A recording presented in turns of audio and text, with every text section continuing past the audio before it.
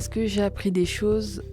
Ce qui m'a étonnée, c'est que avoir une emprise sur quelqu'un puisse être un fait aggravant et que de simples faits puissent vraiment être vus comme des agressions, comme une main aux fesses ou autre. Qu'on puisse se prendre 5 ans d'emprisonnement pour cela, je ne pensais pas que ça pouvait aller aussi loin. Je m'appelle Jade, je suis élève à l'ESCEA en première année. C'était intéressant du point de vue juridique d'en apprendre plus sur un peu ce qu'on pourrait voir comme des lacunes ou comme des événements qu'on pourrait voir comme anodins mais qui pourtant ne le sont pas, et derrière voir quelles pourraient être les punitions qui pourraient s'en suivre et éviter de banaliser les choses. Ce dont parle Jade, c'est de violences sexistes et sexuelles.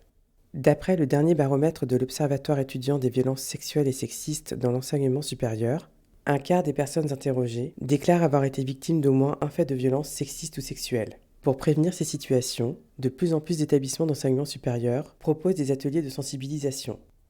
C'est le cas de l'ESIEA, une école d'ingénieurs dans le domaine du numérique, où nous nous sommes rendus. Sophie Poirier, responsable de la vie associative et de la vie étudiante, explique ce choix. C'est la 2e année que l'on met en place des ateliers de sensibilisation sur les violences sexuelles et sexistes au sein de l'établissement. Nous avons une population qui est principalement masculine. Cette année, on a la chance d'avoir en première année 20% de jeunes femmes dans notre promotion, ce qui est beaucoup plus que le taux de jeunes femmes dans les écoles d'ingénieurs. Pour toutes les populations qui pourraient se sentir concernées par la notion de consentement, par le harcèlement, c'est important d'en parler tout de suite, dès la rentrée des étudiants, dès les premiers mois, avant le week-end d'intégration et avant tous les événements étudiants qui vont avoir lieu sur les campus. D'ouvrir la parole, d'échanger et surtout de leur expliquer qu'ils sont dans un endroit où on peut aborder ces sujets-là. La théorie, c'est important. Mais quoi de mieux que des exercices pour tenter de se mettre à la place de l'autre? C'est ce que proposent les 2 intervenantes qui animent cet atelier de sensibilisation. Donc aujourd'hui, on intervient sur les violences sexistes et sexuelles. Donc comment va se passer l'atelier? Une première étape où on va se séparer en 2 groupes. Un groupe qui va faire un atelier photo-langage et un groupe qui va faire un atelier de théâtre-forum. Ensuite, on inverse et enfin, on se retrouve tous ensemble pour pouvoir ensuite regarder une petite vidéo et échanger à partir de cette vidéo. Donc Élodie Levinsky, juriste au CIDF, donc le Centre d'information sur le droit des femmes et des familles du Val-de-Marne, puisqu'on dépend d'une fédération qui est nationale. Les 2 exercices qu'on a proposés, c'est déjà pour qu'il y ait de l'interactivité. Parce qu'on est sur des jeunes, il faut pouvoir trouver un moyen de les intéresser. Du coup, le groupe qui est ici va partir avec ma collègue. Violences sexistes et sexuelles, ça vous va comme sujet? Ça va? Donc on va commencer par un photo-langage. En gros, je vais mettre plein de photos là sur la table. Votre but, c'est vous regardez toutes les images, vous en choisissez une qui pour vous représente les violences sexistes et sexuelles. Et après, vous devez m'expliquer pourquoi. Tu nous montres ta carte juste pour que tout le monde la voit bien. Du coup, on voit un homme et une femme dans une salle de sport et l'homme regarde très attentivement un endroit qu'il ne devrait pas regarder normalement. Un endroit c'est pas des gros mots. Qui regarde du coup les fesses de la femme. Voilà, et c'est moralement pas correct, quoi. C'est moralement pas correct, ok. Ça met la femme dans un malaise, quoi. C'est pas. Ok. Ce serait quand même sexuel, du coup, j'imagine. Ouais. J'ai une photo d'un homme et une femme durant une soirée. Donc pour moi, ça se rapporte à de l'attouchement parce qu'il a sa main sur sa jambe qui du coup a une place assez haute, qui est en dessous de sa robe. Et elle, avec son langage corporel qui se met sur le côté, on peut voir qu'elle n'est pas d'accord avec cela. Donc vu que c'est qu'une image et que je sais pas si ça peut être récurrent, je dirais pas que c'est de l'harcèlement, mais il y a attouchement. Donc ce serait plutôt sexuel. Le photolangage, ça permet de suggérer des images. C'est vrai que sur une même image, on va avoir des jeunes qui vont avoir une interprétation qui va être complètement différente.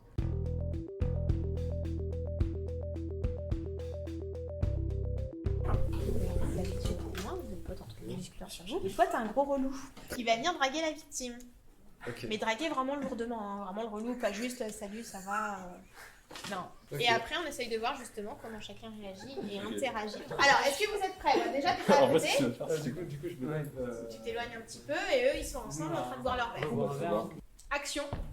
Ça fait longtemps. Tu te rappelles pas? Non. Si. Je me rappelle pas.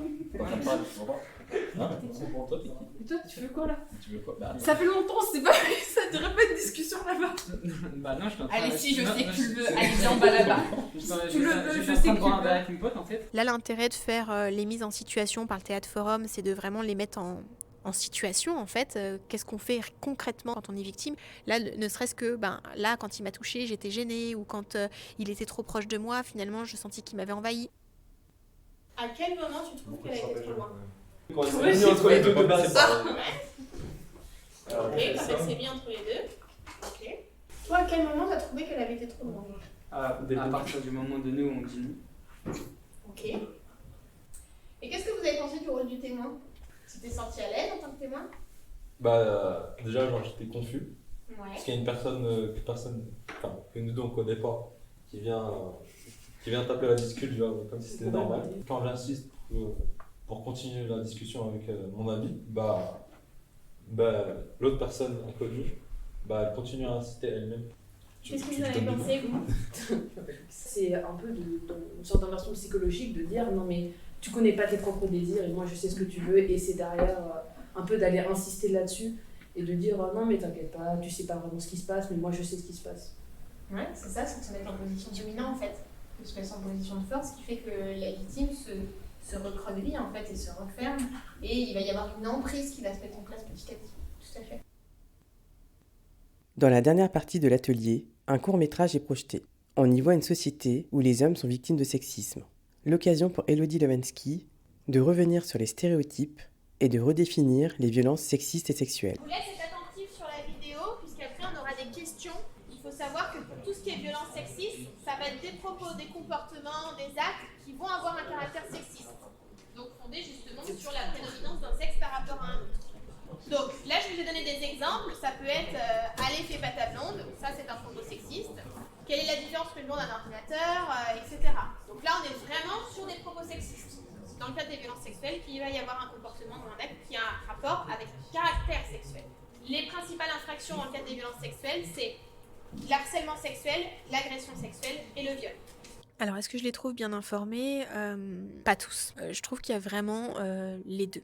Il y a vraiment ceux qui sont bien informés, qui sont déjà très sensibilisés sur cette question-là et qui vont avoir de la matière à amener justement dans le débat et qui vont permettre de faire évoluer le débat. Et d'autres qui sont très marqués par les stéréotypes, qui du coup vont avoir moins d'apport et qui vont rester un petit peu sur leur position et où ça va être plus compliqué d'ouvrir justement le débat. L'atelier dure 2h30. Est-ce que c'est suffisant? Je dirais que non. Parce qu'en 2h30, on ne change pas toutes les mentalités. Mais ça permet au moins d'ouvrir le débat, de permettre de semer au moins cette petite graine.